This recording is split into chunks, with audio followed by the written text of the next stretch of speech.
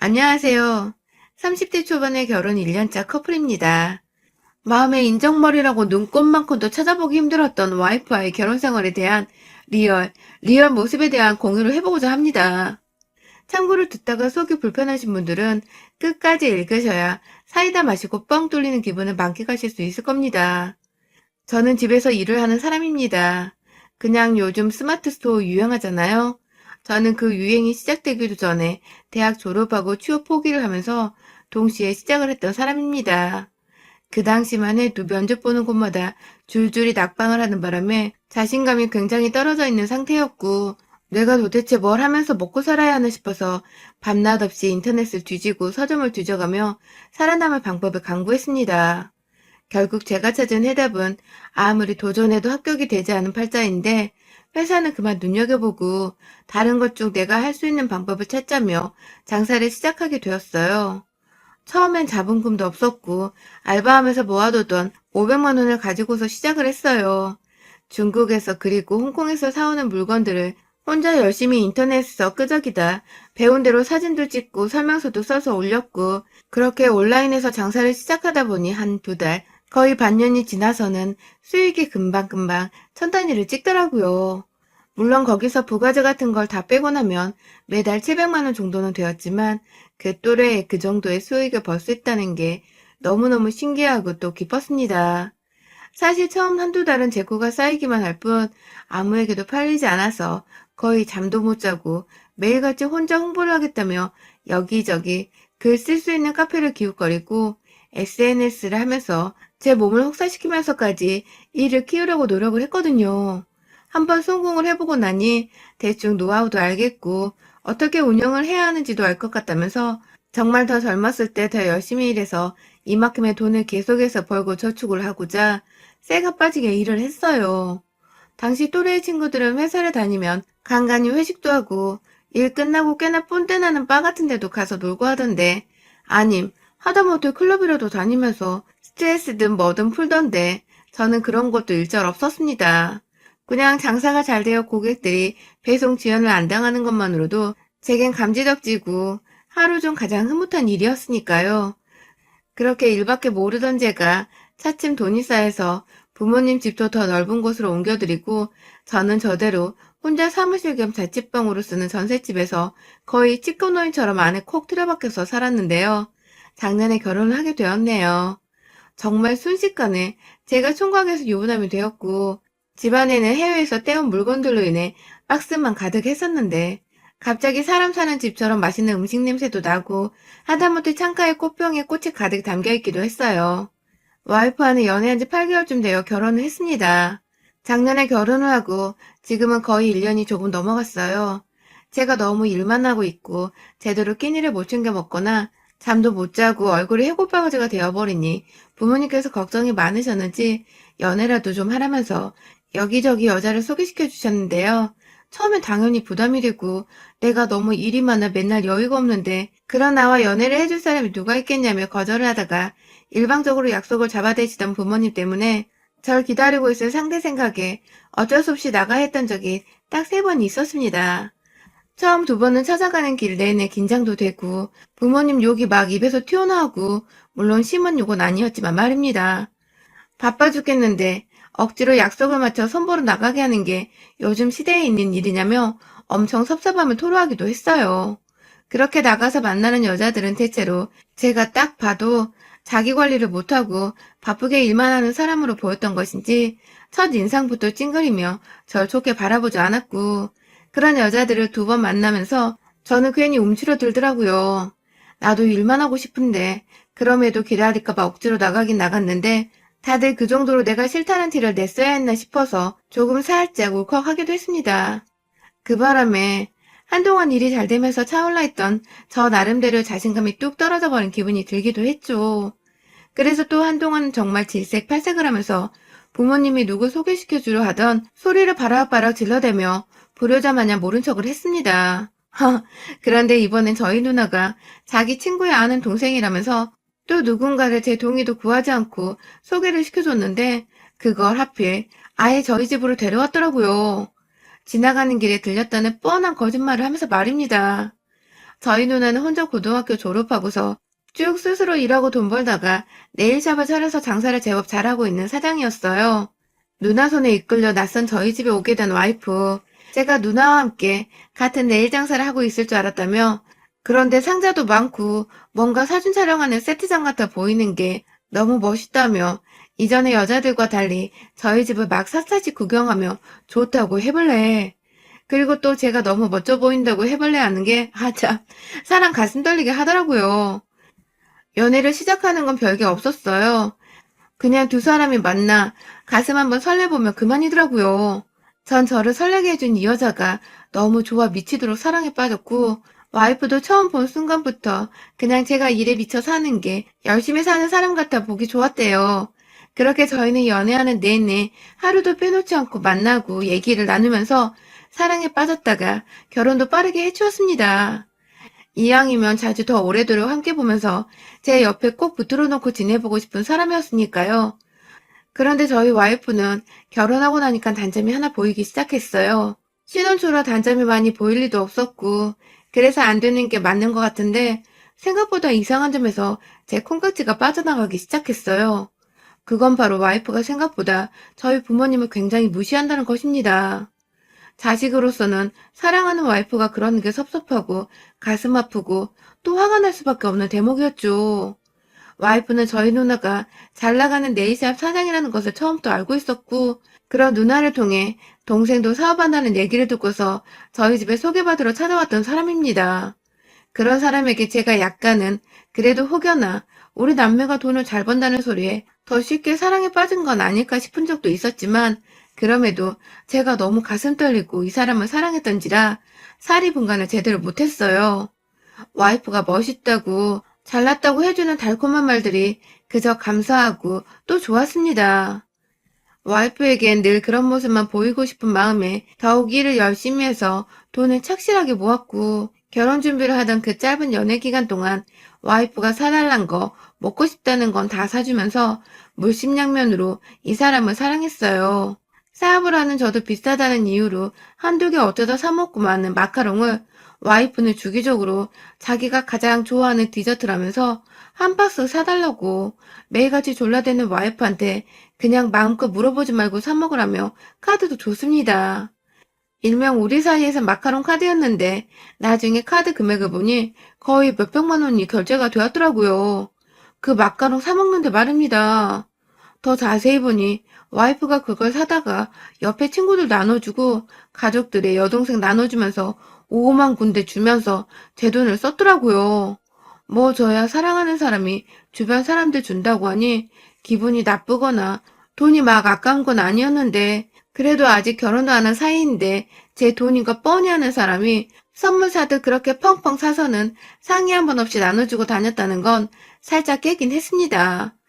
그래서 좋게 좋게 와이프한테도 다음부터는 상의를 하고 선물을 사주면 안 되겠냐고 말을 했었고, 그때 와이프가 미안하다고 자기가 생각이 짧았다면서 말을 하길래 잘 이해를 한 줄 알았어요. 와이프도 몰랐던 부분이구나 싶어서 저도 더 이상 개의치 않아 했고요. 그런데 문제는 결혼 후부터였어요. 와이프는 그냥 제가 돈이 많다고 태생적으로 돈이 많은 애인 줄 알고 있는지 참 제 돈 쓰는 거 우습게 알더라고요.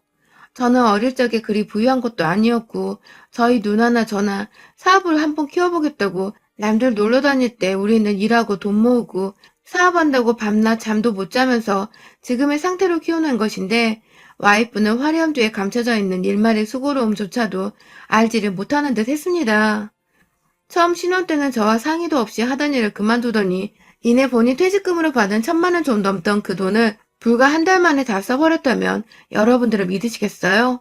저희는 절대로 재벌도 아니고, 제가 아무리 사업을 하고 있다고 하더라도 여전히 우리는 저축을 더 해야지 미래에 자식도 낳고 자식 대학도 보내고 용돈도 줄 수 있는 정도입니다.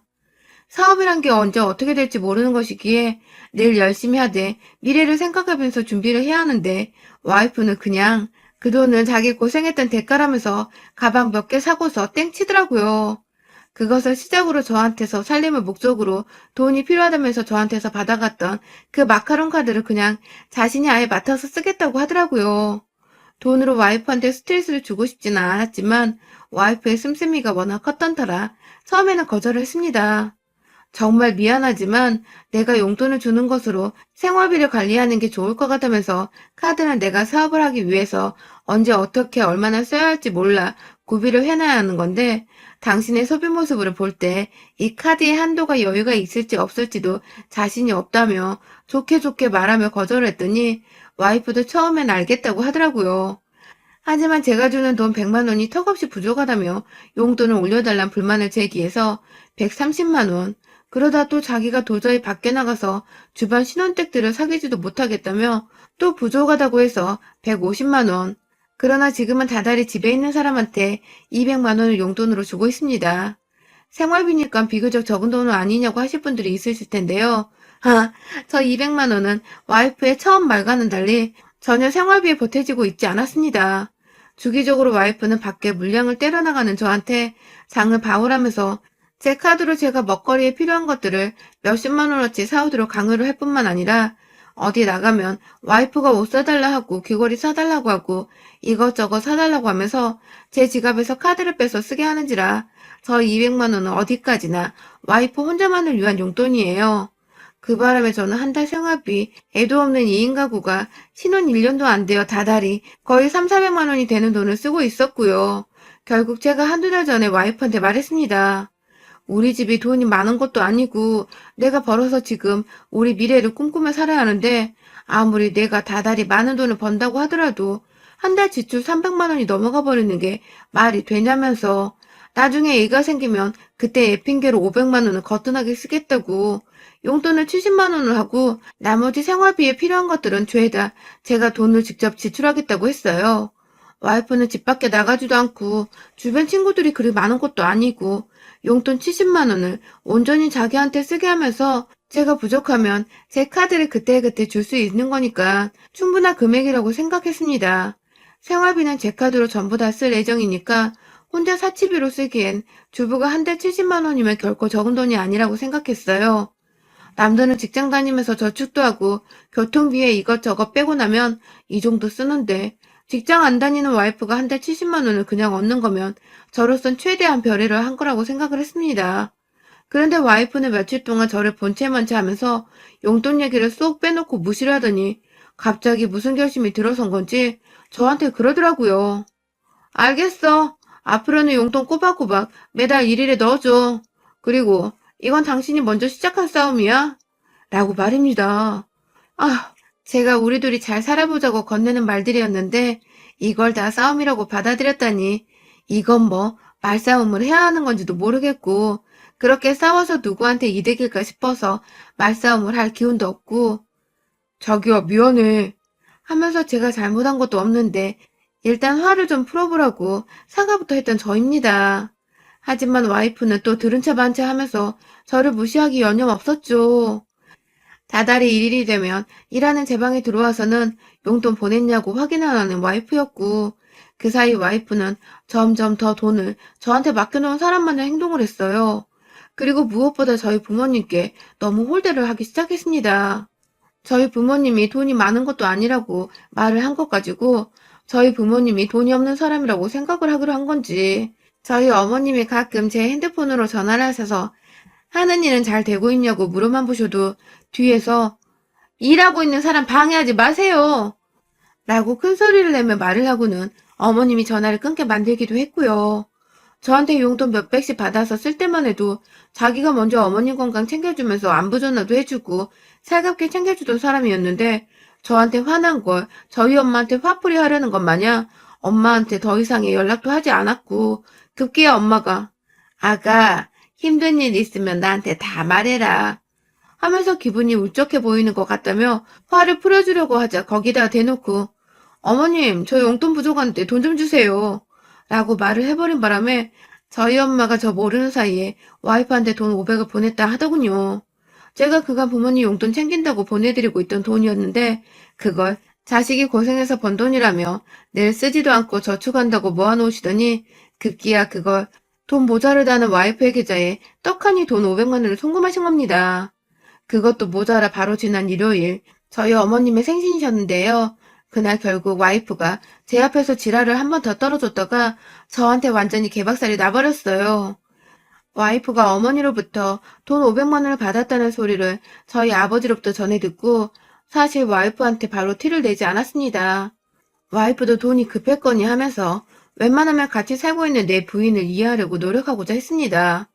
가뜩이나 용돈을 줄인 이후로 저한테 말도 제대로 안 붙이고 집안에서 밥도 제대로 안 하고 살림까지 손을 놓으려고 했던 사람이었는데 제가 거기다 대놓고 우리 엄마한테 돈 받았냐고 물어보면 또 자존심 상해하면서 기분 나빠할까봐 속에 꾹꾹 눌러 담고 있다가 다가오는 엄마 생신에는 그래도 따뜻한 밥 한 끼 정도는 와이프가 해줄 수 있지 않을까 싶어 말을 했습니다.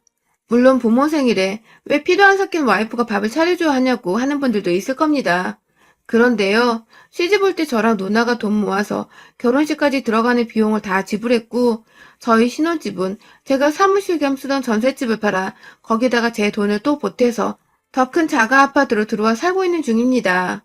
그간 제가 와이프한테 드렸던 돈들은 지금까지 제 사연을 읽으신 분들은 모두 다 잘 아실 거고요. 그러면 최소한 저랑 누나랑 셋이서 함께 팔 걷어붙이고 기분 좋은 마음으로 시어머니 생신상 한 번은 차려줄 수는 있는 거 아닌가요? 제가 너무 많은 걸 바라고 또 요구한 건가요? 일주일 전부터 엄마 생신인 거 말을 해왔는데 그날 집에 가는 날에도 친구랑 약속 있는 거 해결하고 오겠다고 나가서는 출발한 지 한 30분이 지나서야 집에 왔는데 참, 전 그래도 조금은 기대했는데 저희 엄마한테서 용돈이라고 500만 원은 잘도 받아갔으면서 몇만 원짜리 케이크 하나를 사오지도 않더군요. 하다못해 동네 노브랜드 빵집에서 파는 2만 원도 안 되는 케이크 하나조차도 말입니다. 일단 저도 시간이 늦었던지라 가는 길에 제 돈으로 케이크를 사서는 집에 갔어요. 집에 가보니 이미 누나는 도착해서 미역을 불려놓고 있고 밥도 지어놓고 있고요. 핏물 뺀다고 소고기 물에 담궈놓은 걸 제가 들어가서 부모님께 인사를 하자마자 들어가 누나를 도우겠다고 팔을 걷어붙였어요. 엄마도 자식들 오랜만에 와서 너무 좋다면서 부엌에 자꾸만 들어와서 저희랑 말 한마디를 더 해보겠다고 계시고 그런데 제 와이프는 처음 들어올 때도 인사 한번 제대로 하지를 않더니 급기야 부엌에 세 사람이 다 들어가 있어서 자기는 할 일이 없을 것 같다며 어머님 저는 밖에 앉아 있을게요. 하고는 소파 위에 가서 저희 아버지 옆에 앉아 TV를 보더니 급기야 아버님 그런데 요즘은 이런 거 말고 더 재밌는 거 많아요. 하면서 리모컨을 뺏어 들어서는 그 악기 나오는 드라마를 보는 겁니다. 아휴, 세상에 제가 어쩌다 이런 여자를 와이프라고 들여온 건지. 오는 차 안에서는 내내 자기가 왜 가야 하는지 모르겠다며 가족들끼리 그냥 놀고 오면 안 되냐고 신경질을 부리는 거 제가 저희 엄마 기분 좋으시라고 부부싸움 한 티를 내고 싶지 않아서 겨우겨우 참아왔는데 들어와서 한다는 짓이 앉아서 TV 보는 짓이라니. 부엌에 있던 저희 누나는 심지어 와이프랑 인사조차 나누지를 못했습니다. 제가 참다 나가서 와이프한테 여보, 그냥 와서 다 같이 요리 좀 하자.